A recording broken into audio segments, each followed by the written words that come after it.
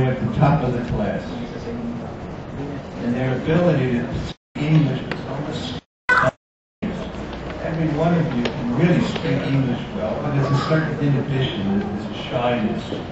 But I assure you, you will overcome that. Your purpose in going to Canada, from my point of view and your point of view, and I can relate to it, was not for a better life for yourself. That was part of your motivation. But it's for the future of the children. That's what it's all about.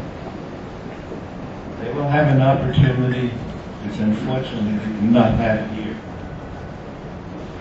So I just want to close on that note that rest assured, any anxiety you may have is gone. And the children turn out to be just absolutely outstanding. That's your future generation.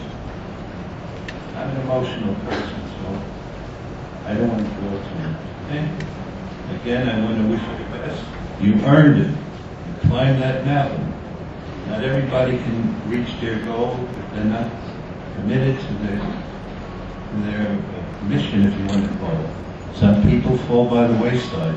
That's reality. Those that hang in there, congratulations.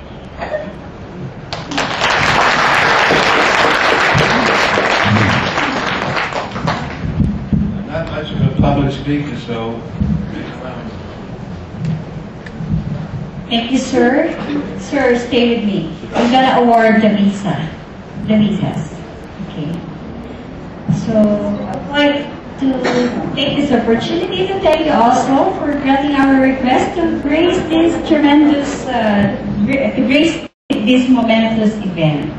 Anyway, the first visa awardee, Dr. Daniel Avalos. He is a medical doctor.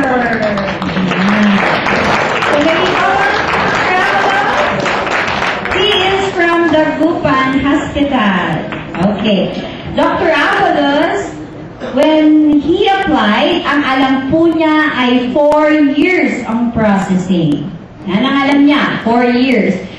But nung lumabas ang new policy last November, we are so shocked that we received an update last January 2009.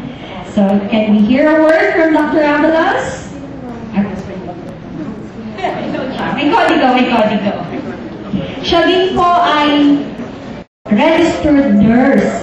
So, nag-doctor na, nag-aral pa ng nursing. You can take my blood pressure. Okay.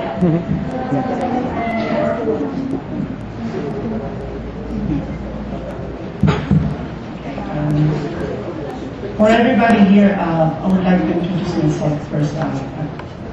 Actually, I'm a doctor and nurse by profession. I'm working at Pangasinan Medical Center, Gupan City. If you all know, Pangasinan was flooded last October 8, 9. So at least 5 days. I thought I'd come here because of the flood and mud and everything. We're actually in chaos. Now, before I leave the Canadian Immigration Consultancy, I actually applied as a nurse to Australia and USA. And I took a lot of examinations suggested, like CGI NCLEX, US NCLEX, and I passed all of those NCLEX for California. And also took IELTS. But I have to complete other requirements like the visa screening, because in US you have to have your IELTS and NCLEX at the same time, so that you can have your visa screen to be accredited for at least 5 years. Now, but the problem is I waited for almost 3 years, and I transferred from one agency to another, because I thought that maybe I could hasten my processing if I transfer from one agency to another. But to my dismay, all of my efforts were useless. And I heard that the US at the time was not issuing, or they have limited visa. So I am actually depressed. My wife actually is also depressed because we spent a lot of money. And I almost lost hope and cried, thinking that my dreams were shattered. On my statement again, was shattered dreams. And I just want to actually that my family will have a good future someday, and that I can work and continue my education abroad. Then the Lord reminded me of a verse, Psalms 84, verse 11, that no good thing will he withhold to them who will walk uprightly. And so I trusted in Him, and true enough, our prayers were answered. My sister-in-law in Ontario called us up and suggested that we apply and migrate to Canada instead.